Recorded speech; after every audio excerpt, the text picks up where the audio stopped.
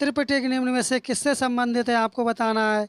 क्या ये जैन धर्म से, बौद्ध धर्म से, हिंदू धर्म से, इस्लाम धर्म से। जो त्रिपिटक है ये संबंधित है बौद्ध धर्म से। ऑप्शन बी वाला इसका सही जवाब होगा।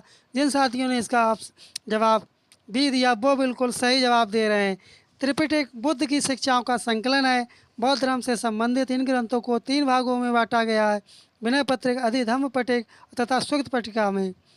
अगला प्रश्न है कि बांग्लादेश में गंगा को किस नाम से जाना जाता है। तब ये किस नाम से जाना जाता है। ये जाना जाता है पद्मा के नाम से। और ये जो गंगा नदी निकलती है आपकी, गंगा नदी उत्तराखंड राज्य के उत्तरकाशी जिले में गोमुख के निकट गंगोत्री हिमनद से निकलती है। आपको ये भी याद रखना है, ये भी पूछ सकता है। और देवप्रयाग के ऊपर इसे भागीरथी कहा जाता है, और मैदानों में इसे गंगा कहते हैं, और बांग्लादेश में इसे पद्मा कहते हैं। बढ़ते हैं अगले प्रश्न की तरफ। अगला प्रश्न है कि भारत के संविधान के किसी संशोधन विधेयक को डैश डैश करते हैं। क्या करते, किस में करते हैं आपको बताना है। ये करते हैं लोकसभा या राज्यसभा में पेश किया जा सकता है। कहाँ पास किया जा सकता है। लोकसभा या राज्यसभा में पास किया जा सकता है। भारत के संविधान के किसी संशोधन विधेयक को लोकसभा या राज्यसभा में पेश किया जा सकता है, जबकि धन विधेयक को केवल लोकसभा में पेश किया जा सकता है। धन विधेयक के संदर्भ में राज्यसभा केवल सिफारिश कर सकती है, और लोकसभा के लिए आवश्यक नहीं है कि वह राज्यसभा की सिफारिशों को माने। बढ़ते हैं अगले प्रश्न की तरफ। अगला प्रश्न है कि भारत के किस राज्य की तटीय सीमा सबसे अधिक लंबी है। तब ये किस राज्य की सबसे अधिक लंबी है। ये है गुजरात राज्य की। ऑप्शन ए जो साथी इसका जवाब दे रहे हैं वो बिल्कुल इसका सही जवाब दे रहे हैं। भारत में गुजरात राज्य की तटीय सीमा सबसे लंबी है, जबकि गोवा राज्य की तटीय सीमा सबसे छोटी है। बढ़ते हैं अगले प्रश्न की तरफ। जिन साथियों ने सेशन को शेयर ना किया वो साथी शेयर कर दें, और वीडियो को लाइक ना किया वो वीडियो को लाइक कर दें, और जिन साथियों ने चैनल को सब्सक्राइब ना किया वो साथी चैनल को सब्सक्राइब कर लें। सरकारी आयोग निम्न में से किससे संबंधित है आपको बताना है कि सरकारी आयोग है जो किससे संबंधित है। क्या वित्तीय सुधारों से संबंधित है, इससे संबंधित नहीं है। क्या यह प्रशासनिक सुधारों से संबंधित है, इससे भी संबंधित नहीं है। अगले ऑप्शन देखते हैं क्या क्या दिए गए हैं। अगले ऑप्शन है कि केंद्र राज्य से संबंध है क्या इनका। क्या केंद्र राज्य से संबंधित है इनका। यही वाला आपका विकल्प सही होगा, ऑप्शन सी वाला। इसका जो संबंधित होता है किससे संबंध होता है। इसका संबंध होता है केंद्र राज्य से। 9 जून 1983 को केंद्र और राज्यों के मध्य मदो संबंध स्थापित करने के लिए सरकारी आयोग का गठन किया गया था। कब किया गया था। 9 जून 9 जून और 1983 में इसका गठन किया गया था। बढ़ते हैं अगले प्रश्न की तरफ। अगला प्रश्न है कि अभिनव भारत की स्थापना किसने की थी। आपको बताना कि अभिनव भारत की स्थापना किसने की थी। इसकी स्थापना की थी बी.डी. सावरकर ने। ऑप्शन सी वाला इसका सही जवाब हो जाएगा। ये कब स्थापना की गई थी। ये 1899 में इसकी स्थापना की गई थी, और 1904 में इसे अभिनव भारत में परिवर्तित कर दिया गया था। 1904 में इसे किस में परिवर्तित किया गया था। अभिनव भारत योजना में इसे परिवर्तित कर दिया गया था। बढ़ते हैं अगले प्रश्न की तरफ। अगला प्रश्न है कि त्राइन का प्रथम युद्ध निम्न में से किसके मध्य लड़ा गया था। आपको बताना है कि त्राइन का जो युद्ध था ये किनके मध्य लड़ा गया था।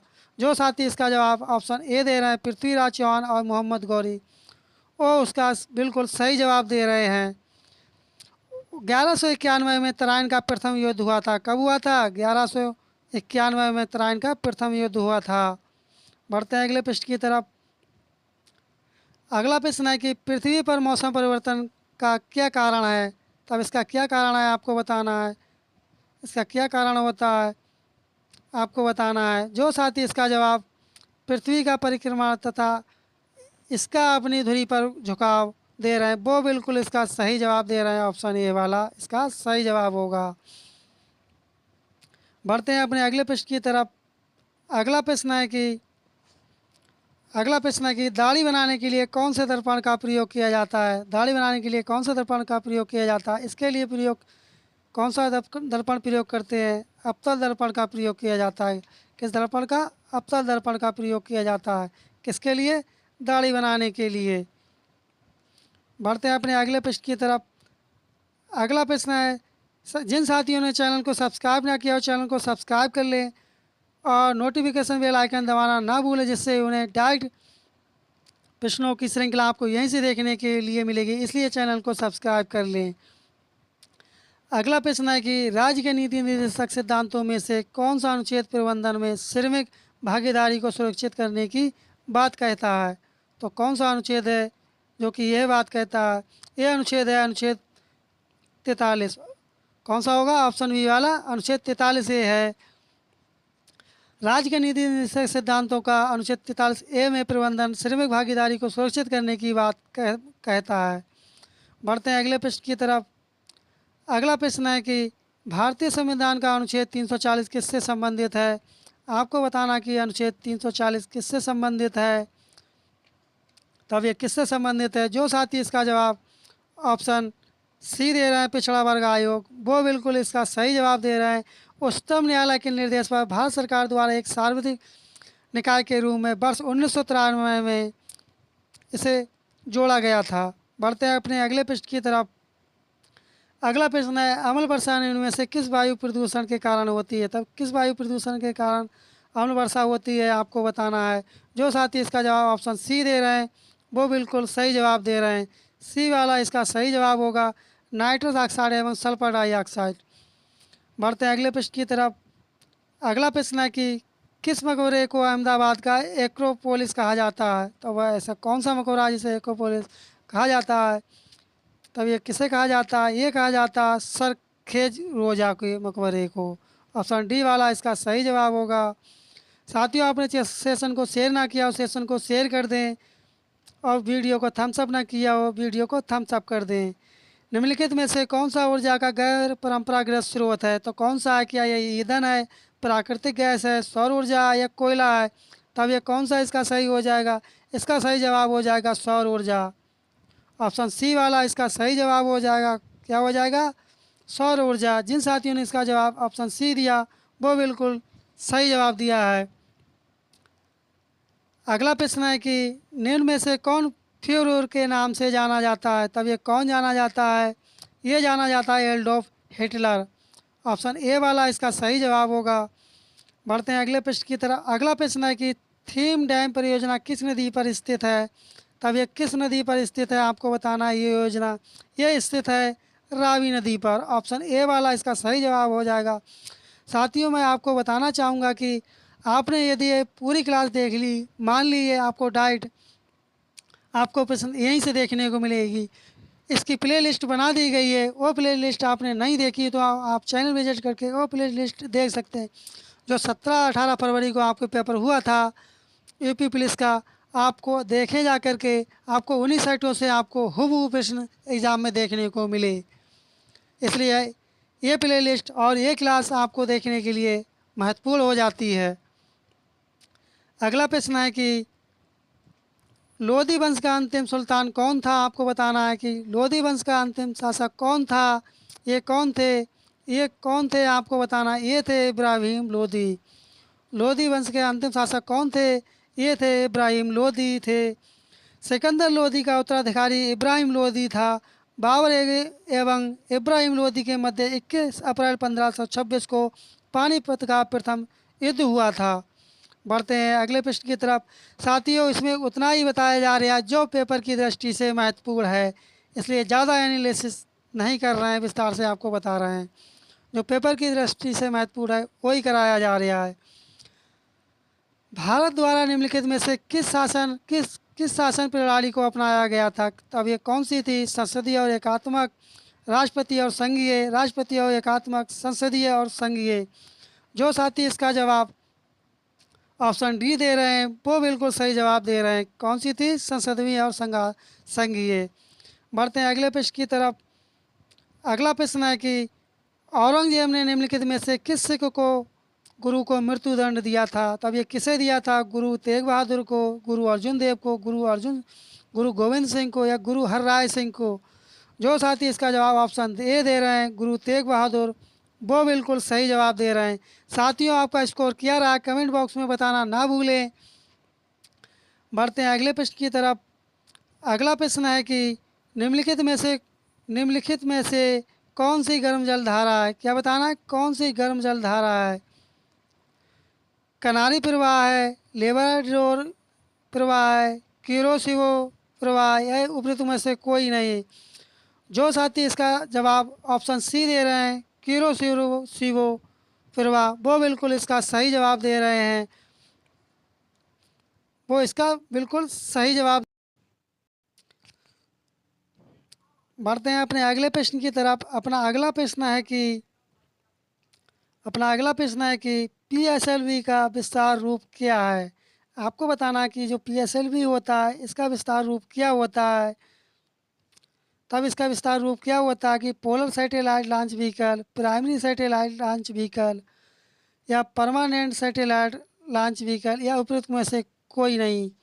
जो साथी इसका जवाब ऑप्शन ए दे रहे हैं, पोलर सैटेलाइट लॉन्च व्हीकल, वो बिल्कुल इसका सही जवाब दे रहे हैं। अगला प्रश्न है कि निम्न निम्न हिमाचल डैश डैश के बीच स्थित लंबवत घाटी को दून के नाम से जाना जाता है। तब दून के नाम से कौन सी घाटी को जाना जाता है? ये जाना जाता है शिवालिक घाटी को।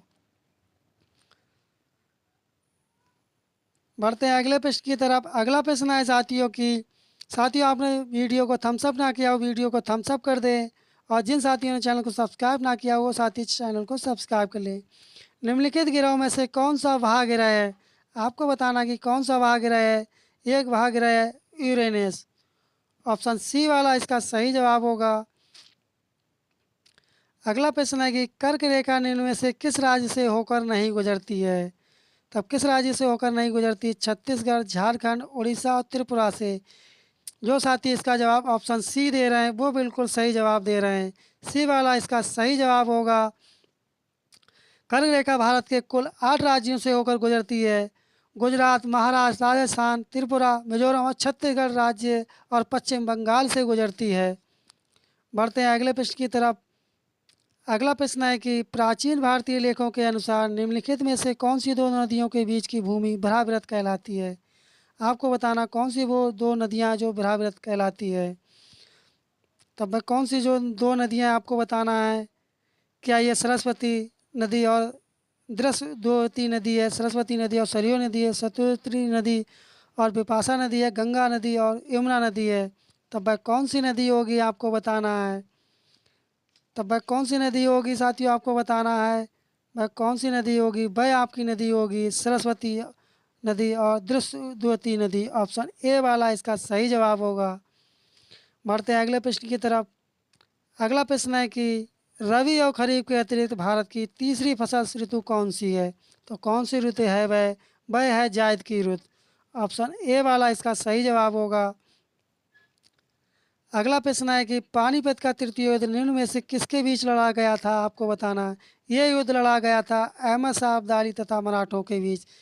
किनके बीच? अहमद शाह अब्दाली और मराठों के बीच लड़ा गया था। बालाजी बाजीराव के शासनकाल में 14 जनवरी 1761 को पानीपत का तृतीय युद्ध मराठों अफगानिस्तान के शासक और अहमद अब्दाली के मध्य हुआ था, जिसमें इस युद्ध में मराठों की हार हुई थी। बढ़ते हैं अगले प्रश्न की तरफ। अगला प्रश्न है कि स्टैचू ऑफ यूनिटी की ऊंचाई कितनी है? आपको बताना। तब इसकी ऊंचाई कितनी है? इसकी ऊंचाई है 182 मीटर। ऑप्शन डी वाला इसका सही जवाब होगा। अगला प्रश्न है कि भारत की पहली इंजन रहित रेलगाड़ी का नाम क्या है? तब इसका नाम क्या था जो इंजन रहित रेलगाड़ी थी? इसका नाम था ट्रेन 18। ऑप्शन डी वाला इसका सही जवाब होगा। जिन साथियों ने इसका जवाब ऑप्शन डी दिया वो बिल्कुल इसका सही जवाब दिया था, जो कि अब इसका नाम बदलकर वंदे भारत कर दिया गया है। किसका? ट्रेन 18 का। अगला प्रश्न है कि द एक्सीडेंटल प्राइम मिनिस्टर पुस्तक के लेखक कौन है? आपको बताना है। इसके लेखक कौन है? इसके लेखक हैं संजय बारू। ऑप्शन बी वाला इसका सही जवाब होगा।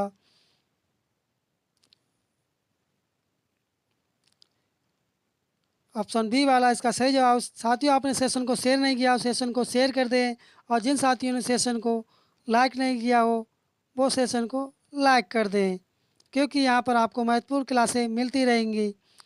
वर्ष 2011 की जनगणना के अनुसार निम्न में से किस राज्य का जनसंख्या घनत्व सबसे अधिक है? तो सबसे ज़्यादा जनसंख्या घनत्व किस राज्य का आपको बताना है। ये है बिहार राज्य का जनसंख्या घनत्व सबसे अधिक है। जो साथी इसका जवाब ऑप्शन सी बिहार दिया था वो बिल्कुल सही जवाब दिया था। वर्ष 2011 की जनगणना के अनुसार बिहार का जनसंख्या घनत्व 1182 था, सबसे जो कि सबसे अधिक है। जबकि सबसे कम जनसंख्या घनत्व 17 अरुणाचल प्रदेश का था। ये भी आप याद रखें। अरुणाचल प्रदेश का जनसंख्या घनत्व कितना था, ये था 17। बढ़ते हैं अगले प्रश्न की तरफ। अगला प्रश्न है कि उत्तर प्रदेश राज्य को में उर्दू को द्वितीय भाषा कब घोषित किया गया था। उर्दू को द्वितीय भाषा कब घोषित किया गया था, ये किया गया था 1989 में। बढ़ते हैं अगले प्रश्न की तरफ। अगला प्रश्न है अकबर द्वारा बनाया गया प्रसिद्ध ऐतिहासिक स्मारक बुलंद दरवाज़ा उत्तर प्रदेश के किस जिले में स्थित है। आपको बताना कि जो बुलंद दरवाज़ा है वह उत्तर प्रदेश के किस जिले में स्थित है, आपको बताना है। जो साथी इसका जवाब ऑप्शन सी दे रहे हैं आगरा, वो बिल्कुल इसका सही जवाब दे रहे हैं। अगला प्रश्न है कि वर्ष 2011 की जनगणना के अनुसार उत्तर प्रदेश का सर्वाधिक साक्षर जनपद कौन सा है। तब सर्वाधिक साक्षर जिला कौन सा आपको बताना है। जो साथी इसका जवाब गौतम बुद्ध नगर दे रहे हैं वो बिल्कुल इसका सही जवाब दे रहे हैं। ऑप्शन डी वाला इसका सही जवाब हो इसका ऑप्शन डी वाला इसका सही जवाब होगा। और सबसे कम साक्षरता दर किस जिले की है, वह आपकी है श्रावस्ती जिले की, जिसमें 46.74% है। ये भी आप याद रखें, किसकी है, श्रावस्ती जिले की सबसे कम है। बढ़ते हैं अपने अगले प्रश्न की तरफ। अगला प्रश्न अपना है कि यूनेस्को का मुख्यालय कहाँ स्थित है, आपको बताना है। यूनेस्को का मुख्यालय कहाँ स्थित है, ये स्थित है पेरिस में। ऑप्शन बी वाला इसका सही जवाब हो जाएगा। बढ़ते हैं अगले प्रश्न की तरफ। अगला प्रश्न है जीएसटी के तहत वस्तुओं और सेवाओं पर मुख्य रूप से कर, जिसे टैक्स के नाम से भी जाना जाता, दरें निर्धारित की गई थी। कितनी निर्धारित की गई थी। जो साथी इसका जवाब ऑप्शन सी दे रहे हैं ये कुल 6 की गई थी, वो बिल्कुल इसका सही जवाब दे रहे हैं। चिली की राजधानी आपको बताना कौन सी है। चिली की राजधानी आपको बताना कौन सी है। चिली की राजधानी है सेंटियागो। कौन सी है, चिली की सेंटियागो राजधानी है। जो साथी इसका जवाब ऑप्शन ए दे रहे हैं वो बिल्कुल सही जवाब दे रहे हैं। चिली की राजधानी सेंटियागो है और क्योटो इक्वाडोर की राजधानी है। बढ़ते हैं अगले प्रश्न की तरफ। अगला प्रश्न है उत्तर प्रदेश में पंडित दीनदयाल उपाध्याय पशु चिकित्सा विज्ञान विश्वविद्यालय एवं गौ अनुसंधान संस्थान कहाँ स्थित है।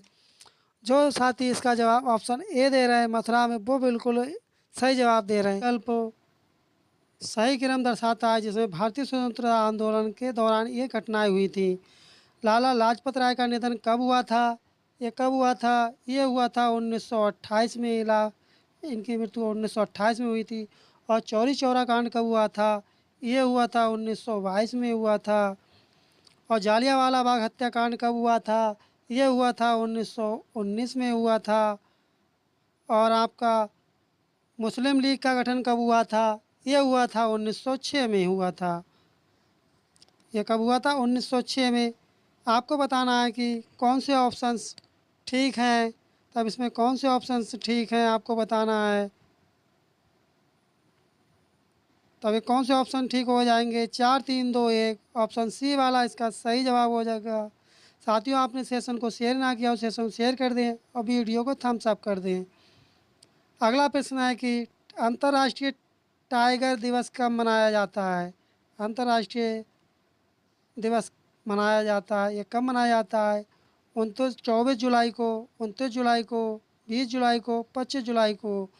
ये कब मनाया जाता है, ये मनाया जाता है 29 जुलाई को। ऑप्शन बी वाला इसका सही जवाब होगा। बढ़ते हैं अगले प्रश्न की तरफ। अगला प्रश्न है कि निम्नलिखित में से कौन भारत में हरित क्रांति के जनक माने जाते हैं। तब ये कौन माने जाते हैं हरित क्रांति के जनक, ये माने जाते हैं M S Swaminathan. Option A वाला इसका सही जवाब होगा। 1966-67 में हरित क्रांति की शुरुआत हुई थी। कब, 1966 और 67 में इसकी शुरुआत हुई थी। बढ़ते हैं अगले प्रश्न की तरफ। अगला प्रश्न है कि ब्रिटिश शासन के आगमन से पहले भारत की स्वतंत्र व्यवस्था थी। उस समय निम्नलिखित में से कौन सा प्रमुख व्यवसाय नहीं था। आपको बताना है कौन सा व्यवसाय नहीं था? ये व्यवसाय नहीं था, पर्यटन उस समय नहीं था। बढ़ते हैं अगले प्रश्न की तरफ। अगला प्रश्न है कि कौन सा कर समाज के गरीब श्रेणी के समुदायों पर बोझ बनता है? तब ये कौन सा कर है जो बोझ बनता है? ये बनता है अप्रत्यक्ष कर। ऑप्शन बी वाला इसका सही जवाब होगा। साथियों, जिन साथियों ने चैनल को सब्सक्राइब ना किया हो वो साथी चैनल सब्सक्राइब कर लें और नोटिफिकेशन बेल आइकन को दबाना ना भूलें। अगला प्रश्न है, दांतों के डॉक्टर किस दर्पण का प्रयोग करते हैं? तब ये डॉक्टर किस दर्पण को प्रयोग में लाते हैं? ये लाते हैं अवतल दर्पण को। ऑप्शन बी वाला इसका सही जवाब हो जाएगा। अगला प्रश्न है, डॉक्टर बी आर अम्बेडकर द्वारा किस अनुच्छेद को संविधान का हृदय व आत्मा संदर्भित किया गया था? क्या ये अनुच्छेद 4 था, अनुच्छेद 32 था, अनुच्छेद 28 था या अनुच्छेद 30 था? ये जो अनुच्छेद था ये था अनुच्छेद 32। ऑप्शन बी वाला इसका सही जवाब होगा। अगला प्रश्न है कि विश्व का सबसे बड़ा द्वीप है, तब कौन सा विश्व का सबसे बड़ा द्वीप है आपको बताना है। ये है ग्रीनलैंड द्वीप। ऑप्शन डी वाला इसका सही जवाब होगा। साथियों, आपको अगर सेशन अच्छा लग रहा हो तो सेशन को शेयर कर दें और कोई भी आपका फीडबैक या कमेंट हो तो कमेंट बॉक्स में बताना अवश्य ना भूलें। अगला प्रश्न है कि टाइफाइड में शरीर का मुख्य रूप से प्रभावित होने वाला अंग है। आपको बताना है कि टाइफाइड से कौन सा शरीर का अंग प्रभावित होता है। ये जो अंग प्रभावित होता है ये आंत प्रभावित होती है। ऑप्शन डी वाला इसका सही जवाब होगा। अगला प्रश्न है, प्रिज्म द्वारा निम्न में से किस रंग का विचलन सर्वाधिक अधिक होता है? तब किसका होता है? ये होता है बैंगनी रंग की किरणों का। ऑप्शन ए वाला इसका सही जवाब हो जाएगा। अगला प्रश्न है, कौन सी जल संधि यूरोप को अफ्रीका से अलग करती है? ये कौन सी जल संधि है? ये जो जल संधि है ये है जिब्राल्टर जल संधि। ऑप्शन बी वाला इसका सही जवाब होगा। बढ़ते हैं अगले प्रश्न की तरफ। अगला प्रश्न है कि कौन सा बंदरगाह भारत के पश्चिमी तट पर स्थित नहीं है? तब ये कौन सा बंदरगाह है जो पश्चिमी तट पर स्थित नहीं है? ये बंदरगाह है पारादीप बंदरगाह। ऑप्शन डी वाला इसका सही जवाब होगा। अगला प्रश्न है, निम्नलिखित में से कौन से प्रावधान के लिए संसद में विशेष बहुमत की आवश्यकता पड़ती है? तब कौन सा प्रावधान होता है? ये जो प्रावधान होता है ये होता है मौलिक अधिकारों में परिवर्तन। ऑप्शन ए वाला इसका सही जवाब हो जाएगा। बढ़ते हैं अगले प्रश्न की तरफ। अगला प्रश्न है कि लोकसभा का सदस्य निर्वाचित होने के लिए न्यूनतम आयु सीमा कितनी होती है? ये सीमा होती है 25 वर्ष की। कितनी होती है? 25 वर्ष आयु सीमा होना चाहिए। बढ़ते हैं अगले प्रश्न की तरफ। अगला प्रश्न है कि भारतीय मानक समय निर्धारित होता है या कितने देशांतर पर निर्धारित होता है आपको बताना है। ये होता है 82 सही 1/2 अंश पर होता है। ऑप्शन बी वाला इसका सही जवाब हो जाएगा। अगला प्रश्न है कि जिम कॉर्बेट नेशनल पार्क किस राज्य में स्थित है? तब किस राज्य में स्थित है आपको बताना। ये स्थित है उत्तराखंड राज्य में। ऑप्शन सी वाला इसका सही जवाब होगा। तुलवुल परियोजना किस नदी पर स्थित है आपको बताना है। ये किस नदी पर स्थित है? ये स्थित है झेलम नदी पर। ऑप्शन बी वाला इसका सही जवाब होगा। जिन साथियों ने सेशन को शेयर ना किया हो वो साथी सेशन को शेयर कर दें और वीडियो को थम्स अप नहीं किया हो वीडियो को थम्स अप कर दें। वर्ष 2011 की जनगणना के अनुसार भारत का सर्वाधिक साक्षर राज्य है। ये कौन सा राज्य है? ये केरल राज्य है। ऑप्शन डी वाला इसका सही हो जाएगा। आपको इसी तरह से प्रश्न करके आना, एक भी प्रश्न गलत नहीं करना है। आपको क्या पता है इसमें नेगेटिव मार्किंग कितनी होती है? इसमें जो नेगेटिव मार्किंग होती है वो 1/4 की होती है। अर्थात आपने 4 प्रश्नों का सही जवाब दिया तो एक प्रश्न आपका सही वाला कट जाएगा। वर्ष 1973 के चिपको आंदोलन के अग्रणी नेता कौन थे? चिपको आंदोलन के आपको बताना है। ये जो नेता थे ये नेता थे सुंदरलाल बहुगुणा। ऑप्शन सी वाला इसका सही जवाब हो जाएगा। अगला प्रश्न है, भारी जल निम्नलिखित में से क्या है? भारी जल क्या होता है आपको बताना है। भारी जल यह होता है कि ड्यूटेरियम ऑक्साइड होते हैं और इसका सूत्र क्या होता है आपको कमेंट बॉक्स में बताना है भारी जल का। अगला प्रश्न है कि निम्नलिखित में से कौन सा क्षेत्र प्राचीन काल में मगध के नाम से जाना जाता था? वह कौन सा क्षेत्र था जो मगध के नाम से जाना जाता था? वह क्षेत्र था गंगा का दक्षिणी क्षेत्र। ऑप्शन ए वाला इसका सही जवाब हो जाएगा। आपको इसी क्लास से बहुत सारे प्रश्न देखने को मिलेंगे। उत्तर प्रदेश की सबसे लंबी नहर कौन सी है आपको बताना है। तब ये कौन सी नहर है? ये नहर है शारदा नहर। ऑप्शन बी वाला इसका सही जवाब हो जाएगा। अगला प्रश्न है, संविधान के किस अनुच्छेद के तहत अस्पृश्यता का अंत कर दिया गया? ये अनुच्छेद है अनुच्छेद 17, ऑप्शन ए वाला इसका सही जवाब होगा। अगला प्रश्न है कि अगला प्रश्न है कि यामिनी कृष्णमूर्ति किस नृत्य कला से संबंधित हैं? ये किस नृत्य कला से संबंधित हैं? इनका संबंध है भरतनाट्यम से, ऑप्शन बी वाला इसका सही जवाब हो जाएगा। अगला प्रश्न है कि अगला प्रश्न है कि मानव इतिहास में कौन सा कालयुग सबसे लंबा था? तब कौन सा था ये आपको बताना है। ये था पुरापाषाण कालयुग, ऑप्शन ए वाला इसका सही जवाब हो जाएगा। अगला प्रश्न है, नोबेल पुरस्कार प्राप्त करने वाले प्रथम भारतीय कौन थे? आपको बताना कौन थे। जो साथी इसका जवाब रविंद्रनाथ टैगोर दे रहे हैं वो बिल्कुल इसका सही जवाब दे रहे हैं, ऑप्शन डी वाला उसका सही हो जाएगा। अगला प्रश्न है, पृथ्वी के क्रस्ट में कौन सा तत्व सर्वाधिक मात्रा में पाया जाता है? तो कौन सा तत्व पाया जाता है? ये पाया जाता है ऑक्सीजन, ऑप्शन बी वाला इसका सही जवाब होगा। अगला प्रश्न है, महात्मा बुद्ध के बचपन का नाम क्या था? तब इनके बचपन का नाम क्या था? इनके बचपन का नाम था सिद्धार्थ, ऑप्शन बी वाला इसका सही जवाब हो जाएगा। अगला प्रश्न है, पश्चिमी घाट को अन्य किस नाम से जाना जाता है? तब एक अन्य किस नाम से जाना जाता है? ये जाना जाता है सह्याद्री के नाम से, ऑप्शन सी वाला इसका सही जवाब हो जाएगा। अगला प्रश्न है, मानव शरीर में हड्डी होती हैं, मानव शरीर में कितनी हड्डियाँ होती हैं? ये होती हैं 206 हड्डियाँ, ऑप्शन बी वाला इसका सही जवाब हो जाएगा। अगला है, आयोडीन की कमी से कौन सा रोग होता है? तो इसकी कमी से घेंघा रोग होता है, ऑप्शन डी वाला इसका सही जवाब हो जाएगा। अगला प्रश्न है कि विश्व मानवाधिकार दिवस कब मनाया जाता है? ये मनाया जाता है 10 दिसंबर को, ऑप्शन बी वाला इसका सही जवाब होगा। जिन साथियों ने चैनल को सब्सक्राइब ना किया हो वो साथी चैनल को सब्सक्राइब कर ले और नोटिफिकेशन बेल आइकन दबाना ना भूलें, जिससे उन्हें समय समय पर नोटिफिकेशन मिल सके। अगला प्रश्न है, भारत का सबसे लंबा राष्ट्रीय राजमार्ग कौन सा है? आपको बताना है। तो सबसे लंबा राष्ट्रीय राजमार्ग कौन सा है? ये है NH-44, ऑप्शन ए वाला इसका सही जवाब हो जाएगा। अगला प्रश्न है, चरगुड़ा लोक नृत्य निम्न से किस क्षेत्र से संबंधित है? ये किस क्षेत्र से संबंधित है? ये संबंधित है ब्रजभूमि से। बढ़ते हैं अगले प्रश्न की तरफ। अगला प्रश्न है कि ये किसने लिखा है कि रजिया अपने भाइयों के से कहीं अधिक योग्य तथा सक्षम थी? ये किसने लिखा है या किसने बताया इनके बारे में? ये बताया था मिनहाज उस सिराज जी ने, ऑप्शन सी वाला इसका सही जवाब होगा। अगला प्रश्न है कि राज्यसभा में अधिकतम डैश हो सकते हैं, कितने सदस्य हो सकते हैं आपको बताना है। ये कुल सदस्य कितने हो सकते हैं? ये हो सकते हैं 250, ऑप्शन सी वाला इसका सही जवाब होगा। अगला प्रश्न है कि ताशकंद समझौता कहाँ हुआ था? आपको बताना है। ये समझौता कहाँ हुआ था? ये समझौता हुआ था सोवियत संघ रूस में, उज्बेकिस्तान, ऑप्शन ए वाला इसका सही जवाब हो जाएगा। इस क्लास का ये अंतिम प्रश्न है साथियों, जीएसटी किस प्रकार की कर प्रणाली है? आपको बताना है किस प्रकार की कर प्रणाली? ये है अप्रत्यक्ष कर की। साथियों, अगर आपको सेशन अच्छा लगा हो तो वीडियो को लाइक कर दें, चैनल को सब्सक्राइब कर लें और बेल आइकन दबाना ना भूलें, जिससे आपको समय समय पर नोटिफिकेशन मिल सके। मिलते हैं जल्द ही नेक्स्ट क्लास में, तब तक के लिए धन्यवाद। जय हिंद, जय भारत।